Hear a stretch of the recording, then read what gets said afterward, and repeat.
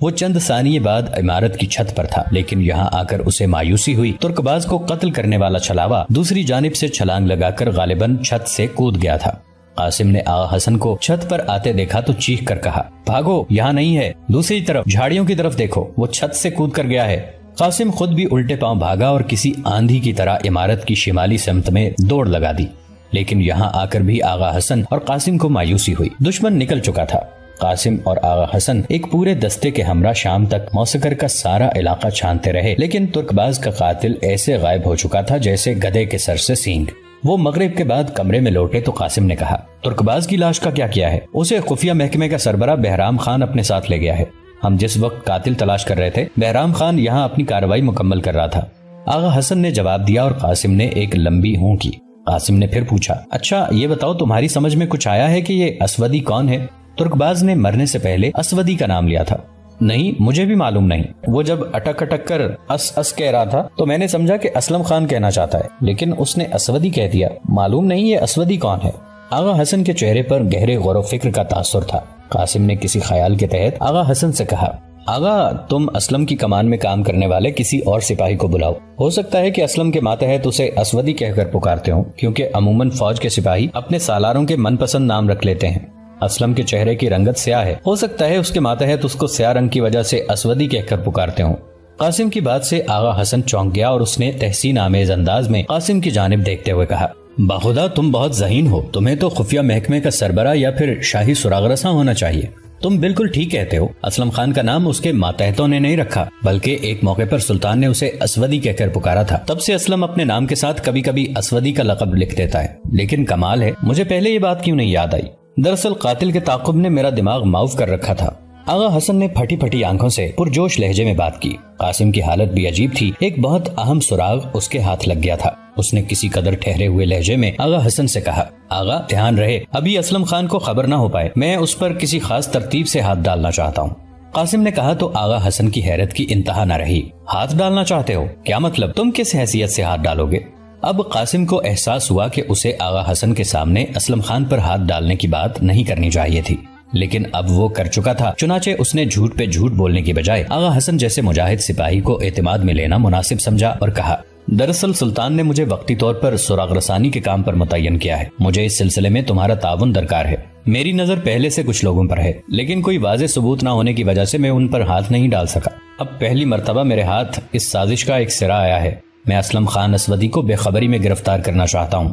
قاسم کے نئے فرائض سن کر آغا حسن کو کچھ زیادہ حیرت نہ ہوئی، بلکہ وہ کسی حد تک خوش ہوا۔ اس نے مسکراتے ہوئے کہا، لیکن اسلم خان اسودی کو تو پتا چل چکا ہوگا کہ اس کے بھیجے ہوئے سپاہی نے مرتے وقت اسودی کا لفظ ادا کر لیا تھا۔ آغا حسن کی بات بالکل ٹھیک تھی۔ قاسم نے ایک لمحے کے لیے سوچا اور پھر کہا، میرا خیال ہے کہ جب تک اسلم خان کو یہ یقین ہے کہ ہمارے ہاتھ اسے پکڑنے کے لیے کوئی ثبوت نہیں آیا، وہ فرار ہونے کی کوشش نہیں کرے گا، اور اس سے پہلے کہ وہ فرار ہو میں اس کی گردن دبوچ لوں گا۔ اچانک کسی خیال کے تحت قاسم نے پھر کہا، آغا کیا تمہیں اسلم خان اسودی کی رہائش کا پتہ معلوم ہے؟ کیا مطلب؟ تم کہیں آج رات ہی اسے پکڑنا تو نہیں چاہتے؟ آغا حسن نے تجسس سے کہا۔ قاسم نے اس بات میں سر ہلا دیا، بے شک میں نیکی کے کام میں دیر کا قائل نہیں ہوں، میں آج ہی اس غدار پر سائقہ بن کر ٹوٹ پڑوں گا۔ مجھے اس دشمن ملک اور ملت سے قیصر کے تمام جاسوسوں کے نام اگلوانے ہیں۔ آغا حسن پورے تجسس اور دلچسپی سے قاسم کی بات سن رہا تھا۔ اس نے فوراً کہا، ٹھیک ہے، میں بھی تمہارے ہمراہ چلوں گا، صرف تم ہی نہیں، ہمارے کماندار امیر خان کو بھی ساتھ لے چلیں گے۔ ہو سکتا ہے اسلم خان مدافعت کرے یا اس کے کچھ سپاہی اس کی حفاظت پر مامور ہوں۔ اس کے دیر بعد تک قاسم اور آغا حسن اپنے آئندہ لائے عمل پر بات چیت کرتے رہے، یہاں تک کہ رات ہو گئی۔ قاسم نے اٹھتے ہوئے کہا، ہم آدھی رات کے وقت اپنے منصوبے پر عمل درآمد کے لیے روانہ ہوں گے۔ اچھا ہوا کہ تمہیں اسلم خان کے گھر کا پتہ معلوم ہے۔ اب تمہارے ذمے صرف یہ کام ہے کہ امیر خان کو واردات کا لائے عمل سمجھا کر رات کے پہلے پہر فوجی چھاونی دروازے پر لے آؤ۔ قاسم نے آغا حسن کو اس کی ذمہ داری سمجھائی۔ قاسم کی ہر بات پر آغا حسن اس بات میں سر ہلاتا رہا۔ تمام معاملات طے کرنے کے بعد قاسم آغا حسن سے اجازت لے کر گھر کی طرف چل دیا۔ رات آدھی سے زیادہ گزر چکی تھی۔ ادرنا کی فوجی چھاونی کے علاقے میں افسروں کی رہائش گاہوں کے نزدیک 3 گھڑ سوار سائے دکھائی دیے۔ یہ ان افسروں کی رہائش گاہیں تھیں جو شادی شدہ تھے۔ ان رہائش گاہوں کی پچھلی جانب شہتوت کے بہت سے درخت تھے، جہاں دن بھر افسروں کے بچے شہتوت چنتے نظر آتے۔ تینوں گھڑ سوار شہتوت کے درختوں کے پاس پہنچ کر رک گئے۔ یہاں تاریکی اور زیادہ گہری تھی۔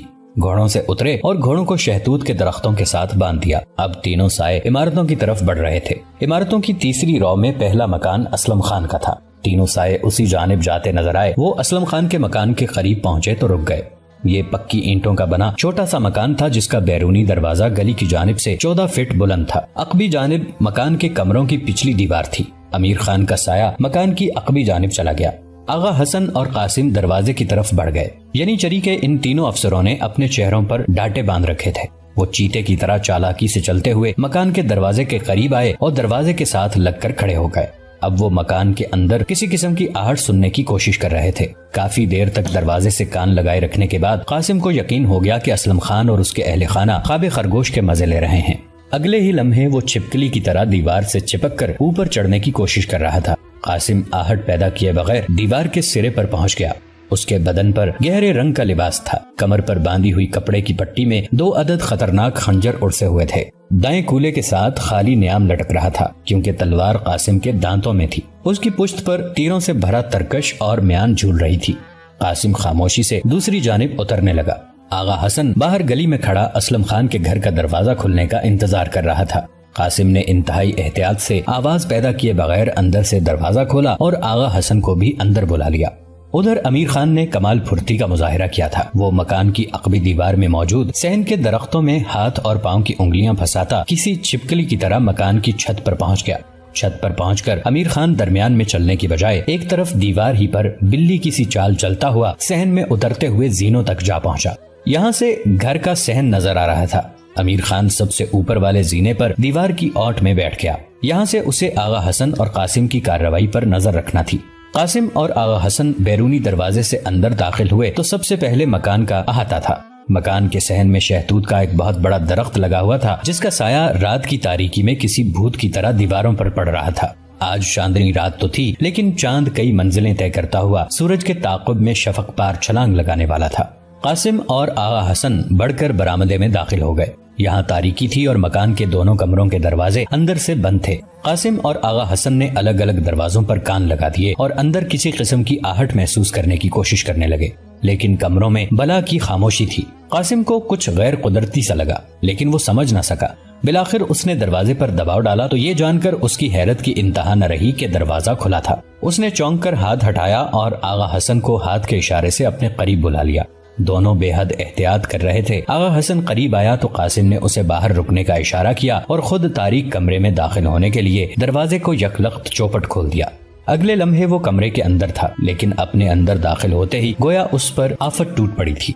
کسی نے تلوار کا بھرپور وار کر کے اس کی گردن تن سے جدا کر دینا چاہی۔ نہ جانے وہ کون سی طاقت تھی جس نے دل سے قاسم کو چھلانگ لگا دینے پر آمادہ کیا۔ قاسم اچھل کر ایک جانب ہوا اور اندھیرے میں موجود دشمن کا وار خالی چلا گیا۔ اب قاسم سنبھل چکا تھا، لہٰذا اس نے دشمن کا دوسرا وار تلوار کی چمک کو دیکھ کر اپنی تلوار پر روکا۔ لوہے سے لوہا ٹکرایا اور ٹن کی آواز پیدا ہوئی، لیکن اسے یہ جان کر بے پناہ حیرت ہوئی کہ برآمدے سے بھی ٹن ٹن کی آوازیں آ رہی تھیں۔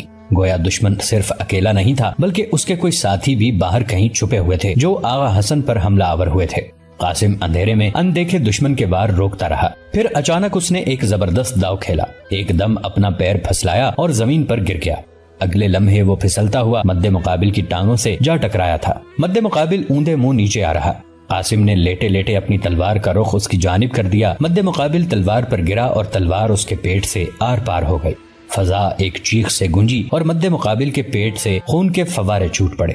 قاسم دشمن پر حملہ کر کے تیزی سے اٹھا اور باہر کی جانب تیزی سے لپکا، لیکن یہاں آغا حسن پہلے ہی دوسرے آدمی کی گردن کاٹ چکا تھا۔ آغا حسن اور قاسم کو اچانک سیڑھیوں پر دوڑتے ہوئے قدموں کی آواز سنائی دی اور پھر تھوڑی دیر بعد 2 تلواریں ٹکرانے کی آواز آنے لگی۔ گویا ان کے ساتھی کی مٹبھیڑ بھی دشمن سے ہو چکی تھی۔ آغا حسن اور قاسم زینے کی جانب دوڑے، لیکن اس سے پہلے کہ وہ زینے پھلانگتے اوپر سے کوئی گٹھڑی سی لڑکتی ہوئی نیچے آنے لگی۔ گٹھڑی قاسم کے پیروں میں آ کر رکنے کی بجائے ایک دم اٹھ کر کھڑی ہو گئی۔ آغا حسن نے چاند کی روشنی میں پہچانا، یہ اسلم خان تھا۔ اس کی تلوار گر چکی تھی اور وہ زینوں سے لڑک کر صحیح سالم بچ کر نیچے آ گیا تھا۔ قاسم نے اپنی تلوار سیدھی کی اور اسلم خان کی ٹھوڑی پر ٹکا دی۔ اسلم خان نے جرأت کر کے خاصی بلند آواز میں کہا، کون ہو تم لوگ اور کیا چاہتے ہو مجھ سے؟ اسلم نے آواز نکالی تو قاسم نے تلوار کا دباؤ بڑھا دیا اور سانپ کی طرح پھنکارتے ہوئے کہا، تم ہمیں اچھی طرح پہچانتے ہو اسلم خان، ہم اسلام کے غداروں کی موت ہیں، تم اگر کچھ رعایت چاہتے ہو تو یاد رکھو کہ تمہاری بھلائی اسی میں ہے کہ تم سب کچھ اگل دو۔ کیا اگل دوں؟ مجھے کچھ معلوم نہیں ہے۔ تم لوگوں نے مجھے کچھ کہا تو خود بھی نہیں بچ سکو گے۔ تم ینیچری کے ایک سالار پر ہاتھ اٹھا رہے ہو۔ اب اسلم خان کا حوصلہ بحال ہو رہا تھا۔ اچانک قاسم نے اسلم کی ٹھوڑی سے تلوار پیچھے ہٹا لی۔ اسلم نے حیرت سے قاسم کی جانب دیکھا، لیکن اگلے لمحے اس کی دردناک چیخ نے پوری فضا کو چیر دیا۔ قاسم نے پوری کی پوری تلوار اس کے دائیں ران میں گھونپ دی تھی۔ تکلیف کی شدت سے اس کی چیخ بہت بلند آواز میں پیدا ہوئی، یقیناً آس پاس کے مکانوں میں سنی گئی ہوگی۔ اب قاسم اور آغا حسن کو جو کچھ بھی کرنا تھا آنن فانن کرنا تھا۔ امیر خان ابھی تک چھت پر ہی تھا۔ اس نے ایک اچھے سپاہی کی طرح اپنی طے شدہ جگہ نہیں چھوڑی تھی۔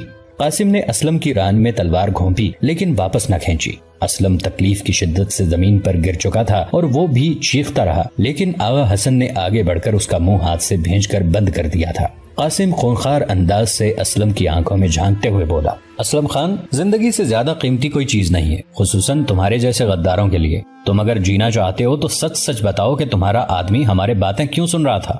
یہ بھی بتاؤ کہ ابو جعفر کے ساتھ تمہارا کیا تعلق ہے، اور ینیچری میں تمہارے علاوہ کون کون سے لوگ قیصر کے جاسوس ہیں۔ اور یاد رکھو کہ اب چیخنا مت، ورنہ اب کی بار میں تمہارے کان کاٹ دوں گا۔ قاسم کے لہجے میں بے پناہ سفاکی اور بے رحمی تھی۔ اسلم تو درکنار، قاسم کی آواز سے آغا حسن بھی کانپ اٹھا تھا۔ آغا حسن قاسم کے اشارے پر اسلم کے منہ پر سے ہاتھ ہٹا چکا تھا۔ اسلم قاسم کی سفاکی سے اس قدر خوفزدہ ہوا کہ بے پناہ درد کے باوجود زبان سے خاموش رہا۔ قاسم کے دوبارہ پوچھنے پر وہ طوطے کی طرح بولنے لگا۔ اس نے بتایا کہ ابو جعفر در حقیقت قیصر کا جاسوس ہے اور سلطنت عثمانیہ کی تباہی کی غرض سے ادرنا میں مقیم ہے۔ اس نے یہ بھی بتایا کہ ابو جعفر نے ینیچری میں اپنی سازش کا جال بچھا رکھا ہے، لیکن وہ ینیچری میں موجود قیصر کے جاسوسوں کے مکمل نام نہ بتا سکا۔ اس نے ایک سالار کا نام لیا ہی تھا کہ اس کی گردن ڈھلک گئی۔ وہ شاید بے ہوش ہو چکا تھا۔ اتنے میں چھت پر سے امیر خان نے تیز سرگوشی کرتے ہوئے کہا، ساتھ کے مکان میں ہلچل سی دکھائی دے رہی ہے، آپ لوگ جلدی سے اپنا کام نمٹانے کی کوشش کریں۔ قاسم نے مایوسی سے بے ہوش اسلم کی جانب دیکھا اور اگلے لمحے بے رحمی سے اپنی تلوار واپس کھینچ لی۔ اسلم بے ہوشی کے عالم میں تڑپا، لیکن اس نے آنکھیں نہ کھولی۔ قاسم نے اسلم کو وہیں پڑے ہوئے چھوڑا اور آغا حسن کو اوپر امیر خان کے پاس جانے کی ہدایت کرتا ہوا خود مکان کے دوسرے بند دروازے کی طرف بڑھ گیا۔ قاسم کے اندازے کے مطابق یہاں اسلم کی بیوی بند تھی۔ وہ کمرے کے دروازے پر پہنچا اور دروازے کو دھکیل کر کھولنے کی کوشش کی۔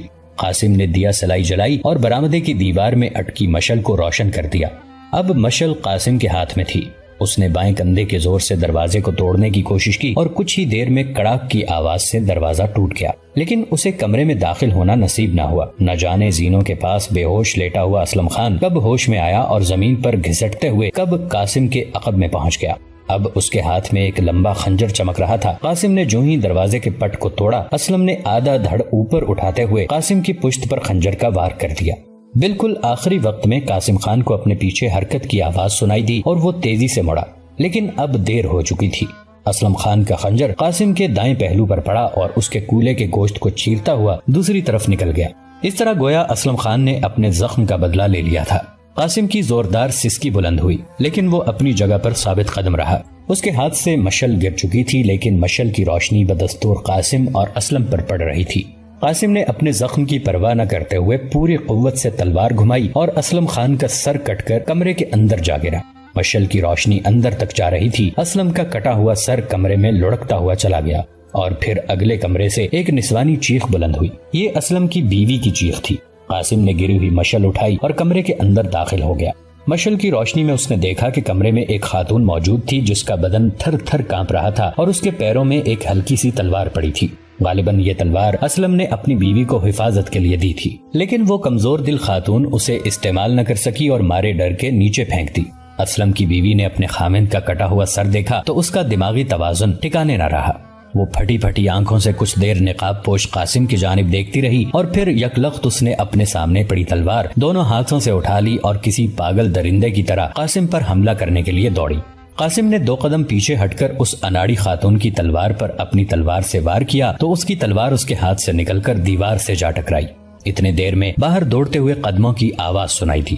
یہ آغا حسن تھا جو قاسم کو یہ بتانے کے لیے آیا تھا کہ کچھ مسلح افراد مکان کو سامنے کی جانب سے گھیرے میں لینے کی کوشش کر رہے ہیں۔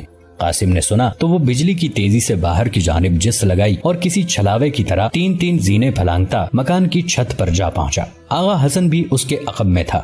چھت پر امیر خان پہلے سے موجود تھا۔ اس نے سمجھداری کا مظاہرہ کرتے ہوئے واپسی کے لیے چھت کے ساتھ کمند پہلے سے لٹکا رکھی تھی۔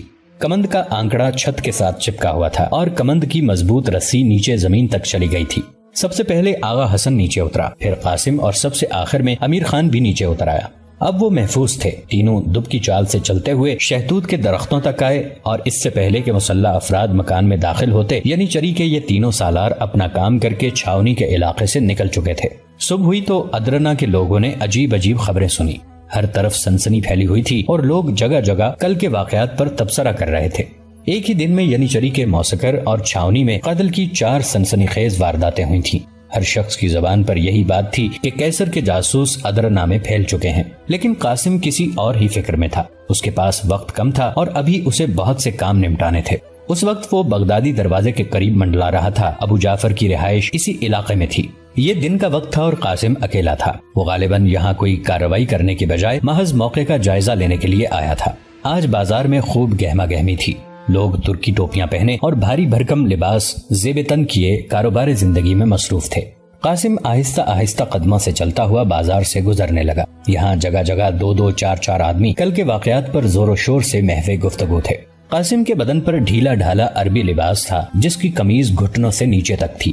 اس نے سر پر بھی حجازی طرز کا امامہ باندھ رکھا تھا۔ وہ بازار کی چہل پہل سے بے پرواہ بغدادی دروازے کی طرف چلتا چلا گیا۔ اسے بغدادی دروازے کی جامع مسجد میں جانا تھا۔ وہ ابھی جامع مسجد کی طرف مڑنے ہی والا تھا کہ اس کی نظر مارسی کے کوچوان پر پڑی۔ مارسی کا کوچوان بازار میں کچھ خریداری کرتا ہوا نظر آیا۔ اچانک قاسم کو مارسی کے کوچوان اکبر کے ملنے سے خیال آیا اور وہ ڈھیلے قدموں سے اس نو عمر لڑکے کی جانب چل دیا۔ جو ہی وہ اکبر کے قریب پہنچا تو اکبر نے فوراً قاسم کو پہچان لیا۔ ارے صاحب جی، آپ یہاں کیا کر رہے ہیں؟ مالکن آپ کی بہت تعریفیں کرتی ہیں۔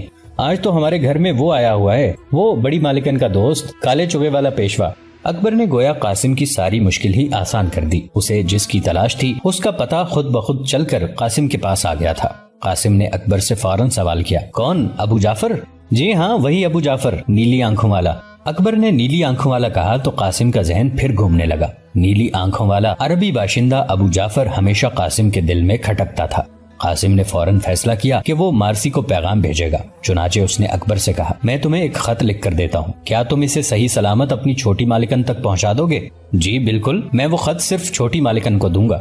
مارسی کا کوچوان اپنی عمر سے زیادہ چالاک تھا۔ اب قاسم کے لیے مسئلہ تھا اس بازار میں خط لکھنے کا اہتمام کرنا۔ اس نے سوچا کسی سرائے کے منشی کا قلم اور روشنائی ہی اس وقت کام آ سکتے ہیں۔ وہ مارسی کے کوچوان اکبر کو لے کر کسی سرائے کی تلاش میں چل کھڑا ہوا۔ بازار میں کافی رش تھا۔ زیادہ تر لوگ پیدل آ جا رہے تھے اور کچھ لوگ گدھوں اور گھوڑوں پر بازار سے گزر رہے تھے۔ انواع و اقسام کی دکانیں سجی ہوئی تھیں اور مرد و زن خرید و فروخت میں مصروف تھے۔ یہ ادرنا کا سب سے بڑا بازار تھا۔ یہ بغدادی دروازے سے شروع ہو کر بیچ شہر تک چلا جاتا تھا۔ قاسم اور اکبر سرائے کی تلاش میں بغدادی چوک تک آئے اور اکبر کے بتانے پر قاسم ایک جگہ رک گیا۔ یہ ایک بڑی شاندار اور وسیع سرائے تھی۔ قاسم اکبر کو لیے اندر داخل ہوا تو سرائے کی عمارت دیکھ کر حیران رہ گیا۔ یہ پتھروں سے بنائی گئی ایک خوشنما عمارت تھی۔ قاسم عمارت کا صحن پار کر کے استقبالیہ چبوترے پر پہنچا۔ وہاں ایک ادھیڑ عمر شخص نے مسکرا کر اس کا استقبال کیا۔ قاسم نے بیٹھتے ہی اپنا مدعا بیان کیا۔ ادھیڑ عمر شخص نے فوراً ایک کاغذ اور قلم قاسم کی جانب بڑھا دیا، ساتھ ہی لکڑی کے صندوق پر روشنائی رکھ دی۔ قاسم نے مارسی کو لکھا، آج پھر چیل تمہارے چمن میں موجود ہے۔ اس سے پہلے کہ وہ تمہارے نشیمن کو نقصان پہنچائے اس کے عزائم معلوم کر لو۔ ستاروں کی چال کے مطابق آج کا دن ہم سب کے لیے بہتر ہے۔ پرندگان چمن کے لیے چیل کا خطرہ کم ہوتا جا رہا ہے۔ امید ہے شاہین کے آنے تک چیل کسی شکاری کے تیر کا نشانہ بن جائے گی، لیکن اس کی نقل و حرکت پر خصوصاً آج کے دن نظر رکھنا تمہاری ذمہ داری ہے۔ والسلام۔ یہ ایک طرح سے خفیہ تحریر تھی، لیکن مارسی جیسی ذہین لڑکی کے لیے اسے سمجھنا کوئی بڑا مسئلہ نہیں تھا۔ قاسم نے مارسی کے نام لکھی چٹھی کو طے کیا اور چٹھی اکبر کو تھما دی۔ اکبر نے یہ جانا کہ کام مکمل ہو چکا ہے، چنانچہ وہ جانے کے لیے مڑا، لیکن قاسم نے اسے روک لیا۔ چبوترے پر بیٹھا ادھیڑ عمر شخص جو کنکھیوں سے قاسم کا خط پڑھنے کی کوشش کر رہا تھا سٹ پٹا گیا۔ قاسم کے خط کا مضمون ہی انتہائی عجیب تھا۔ اگر خط مارتھا یا ابو جعفر کے ہاتھ لگ جاتا تو وہ بھی راز نہ کھل سکتا۔